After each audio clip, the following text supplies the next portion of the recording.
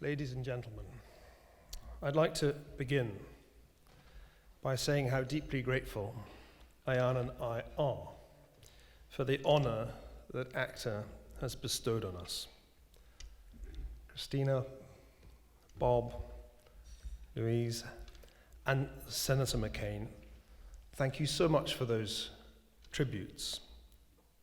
However, I very much regret to say that there's been an error.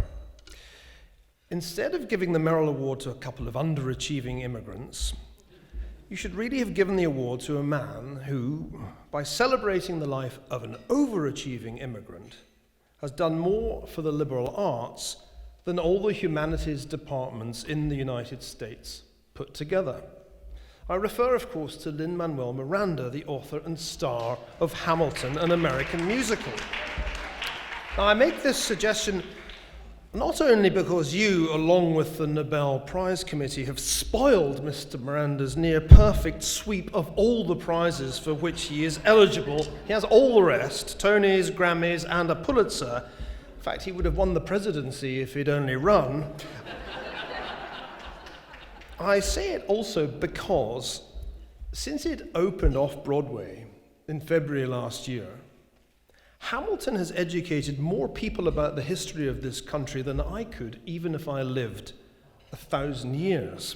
And this is just the beginning. Next year, the musical will play in 16 other American cities, as well as in London. Among his many qualities, Alexander Hamilton revered history. Indeed, Hamilton sometimes expressed a preference for history over theory. In all questions of this nature, he remarked in connection with the founding of the First Bank of the United States, the practice of mankind ought to have great weight against the theories of individuals. For Hamilton, the practice of mankind meant ancient and modern European history. In 1774, it was the tyranny of Rome to which Hamilton likened George III's rule. In 1781, it was to the experience of the commonwealths of Greece that he appealed in arguing for a strong central government. His critique of confederal arrangements was also based on ancient Greek experience.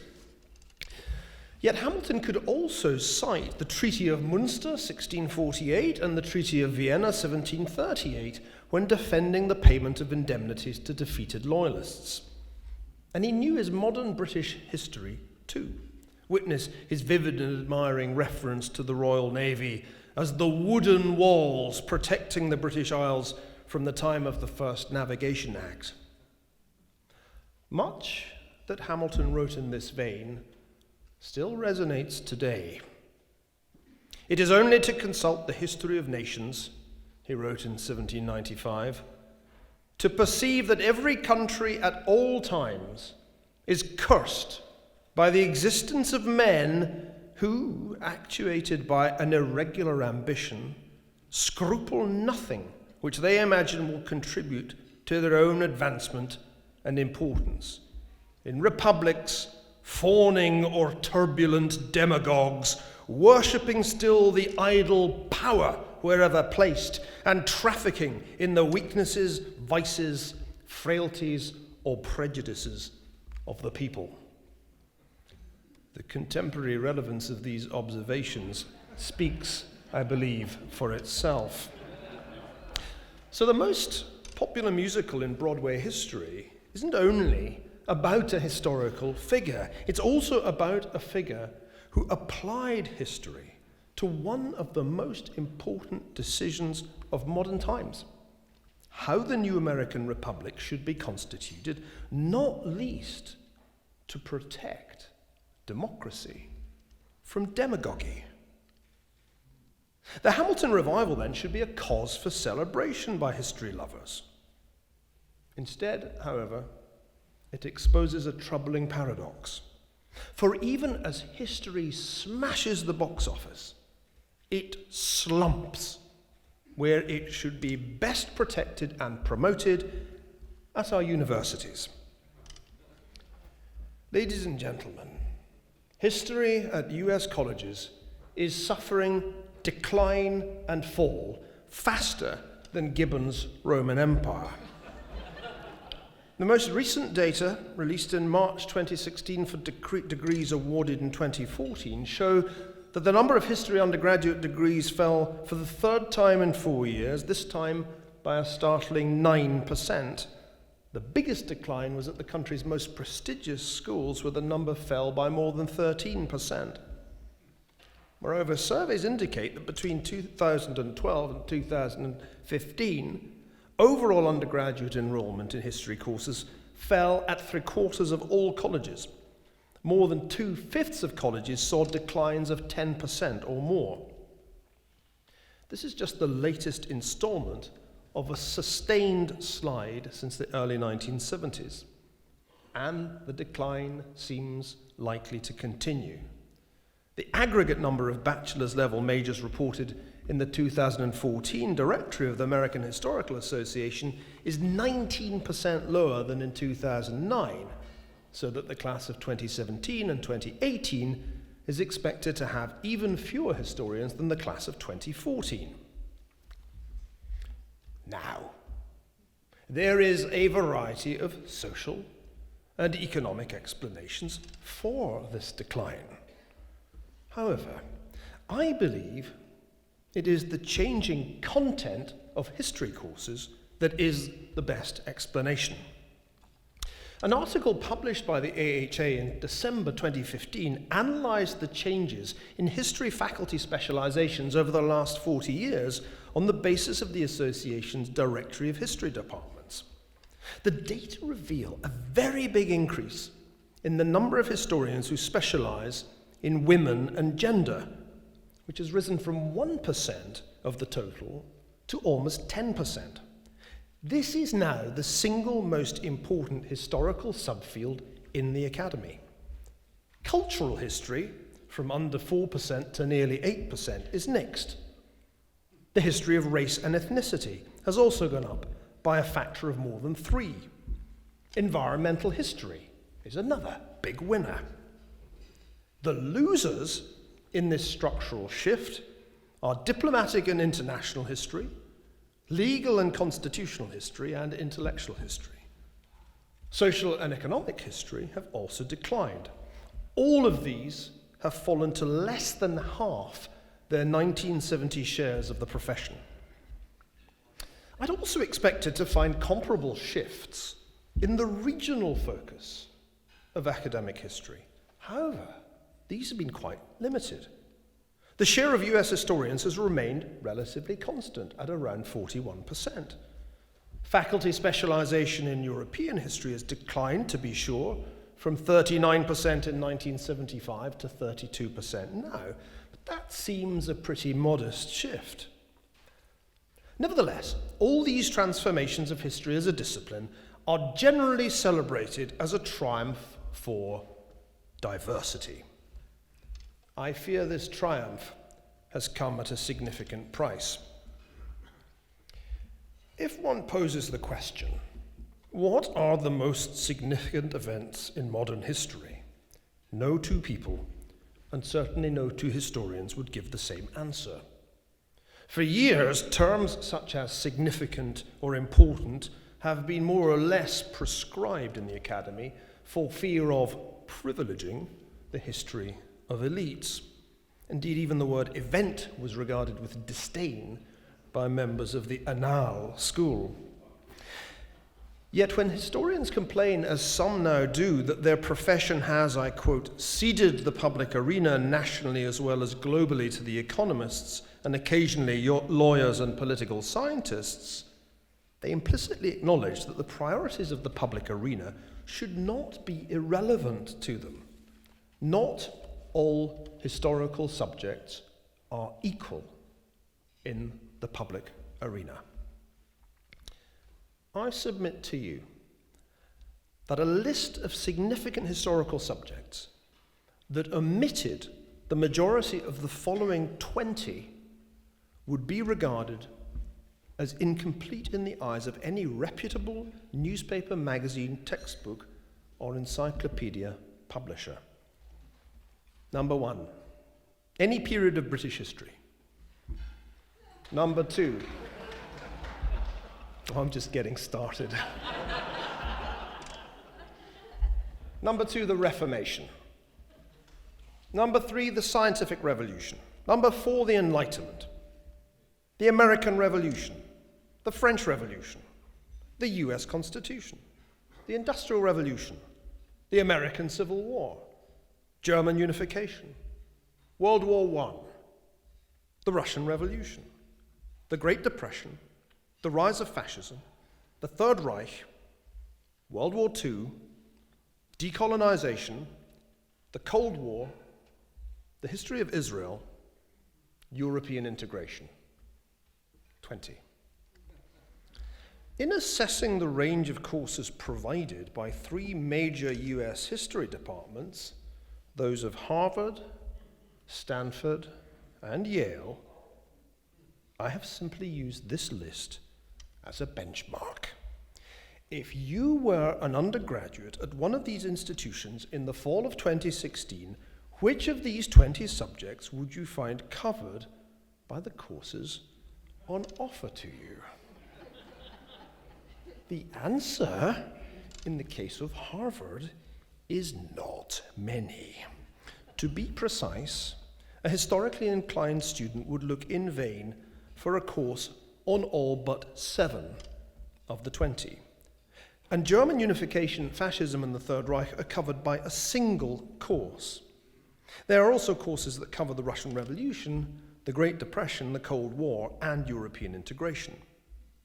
Now, this seems a somewhat meager showing for a department that lists 55 faculty members, of whom only 7 are listed as being on leave this semester. 20 Harvard historians, 20, are listed as specialists in the history of the United States. And yet, this semester at least, the undergraduate has looked in vain for education about the American Revolution, the Constitution, and the Civil War. The picture at Yale looks at first sight better, until one realizes that nearly all the coverage is provided by just 2 courses. John Merriman's Hist. 202, European Civilization 1684 to 1945, and Paul Kennedy's Hist. 221, Military History of the West since 1500. Aside from these 2, only 4 other faculty members of a department numbering 67, mind you, are engaged in teaching any of the 20 topics on my list. Similarly, at Stanford, just 6 courses are on offer that relate to the 20 topics, leaving 42 members whose interests would seem to lie elsewhere. Now, this is not to say that the other courses available at these 3 universities are without value.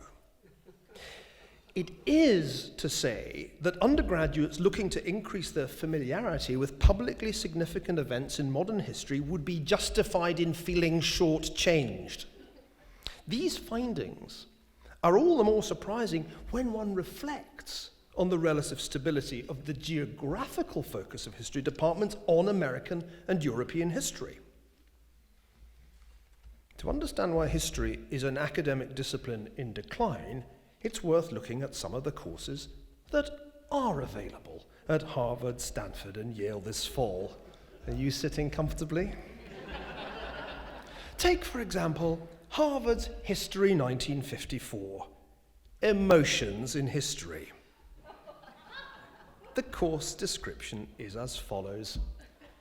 What is the place of emotion in history?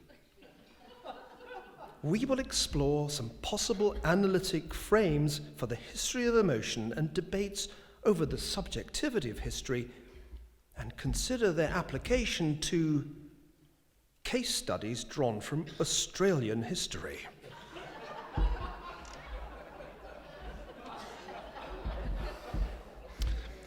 Now, it strikes me as not wholly surprising that this course has, according to the My Harvard site, a total enrollment of 1. Or consider the following course titles available at Yale. History 4XXJ, Indigenous Religious Histories. History 1XXJ, Witchcraft and Society in Colonial America. History 283, History of the Supernatural, History 260J, Sex, Life, and Generation. All fascinating, no doubt. But as my doctoral advisor invariably asked whenever I proposed a dissertation topic, so what? Stanford's History 41Q is entitled Mad Women, the History of Women and Mental Illness in the US. It entices potential students by proposing to, and I quote, explore how gender has shaped the experience and treatment of mental illness in US history, and asking the question, why have women been the witches and hysterics of the past? Think about that for a minute, because I don't think men can be witches or hysterics, can they? Now, this is not to say that it's a silly question,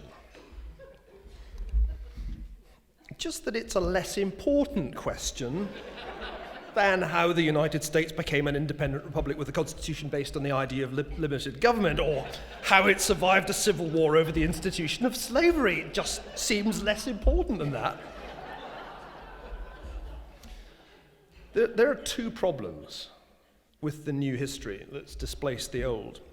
The first is that some of it's so disconnected from our contemporary concerns that it is little better than the antiquarianism scoffed at by the philosophe 250 years ago. The cultural history classes I've been forced to take at Harvard in order to graduate verge on heirloom antiquarianism, a current undergraduate recently told me. Generally, they focus on the customs of a small subset of an ethnic population within a certain area at a certain time. One gets to know the habits of New York restaurant goers in the 1870s, or the makeup of various Caribbean ethnic groups in areas of Brooklyn that made up the West Indian Day Parade in the 1960s. Real examples from my last year, very well, but the subject matter is so obscure that any hope for comparison or relevance is lost. The second problem is that such microcosmographia academica is so often accompanied by overt politicization. Indeed, some of it is so skewed by contemporary concerns that it is fundamentally unhistorical. For example, Stanford's History 3A, Making Palestine Visible, claims to show, and I quote, how Palestinian claims to rights have been rendered illegible for much of the American public. The course description goes on, this learning experience incorporating discussion and clarification at its core connects with the national and Stanford campus discussion of activism on Israel-Palestine, end quote. The same university's History 263D, Junipero Serra, requires students to participate in a, quote, formal debate on the ethics naming university or public buildings after historical figures with contested pasts, end quote. To suggest that there's anything wrong with this kind of thing is to take a great risk in our age of trigger warnings and safe spaces. But I'm fairly certain there is something wrong with it. Namely, the overt importation into the classroom of politics, a practice that Max Weber rightly condemned in his Science as a Vocation. Courses such as these, ladies and gentlemen, are part of what might be called an anachronistic turn, an impulse to judge the past by the moral standards of the present, and even to efface its traces in a kind of modern-day iconoclasm when these are deemed offensive. History, in short, is in trouble. History departments neglect the defining events of modern world history in favor of topics that either are arcane or are agitprop, and sometimes both. The result has been a sustained and eminently predictable decline in history enrollments. The long-term effects on the elite who are educated at top American universities are, I think, unlikely to be positive. The United States of Amnesia will get no better at learning from history if the people who end up running the Republic know next to none at all. I believe trustees and alumni have a vitally important role to play in responding to the decline and fall of history in our universities. I also believe that they will find allies amongst the large numbers of undergraduates who thirst to study applied history rather than the antiquarian or anachronistic options with which they are increasingly presented. Let me be frank in my conclusion. I have come to doubt that the pathologies that I've described within our history departments can be cured. Strange though it seems to me, those who have driven this transformation of history are too deeply entrenched in these institutions and too committed to their cause to pay heed to the declining enrollments. I sometimes think that some of them would rather ply their trade in empty classrooms than appoint a single junior professor who studies and teaches the subjects that I have the temerity to call important. And yet, we, especially in our roles as trustees and alumni of great universities, cannot afford to subcontract the historical education of our fellow citizens to the composers of hip-hop musicals.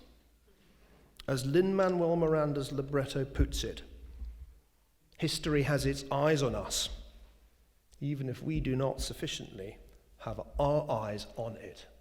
Thank you very much indeed.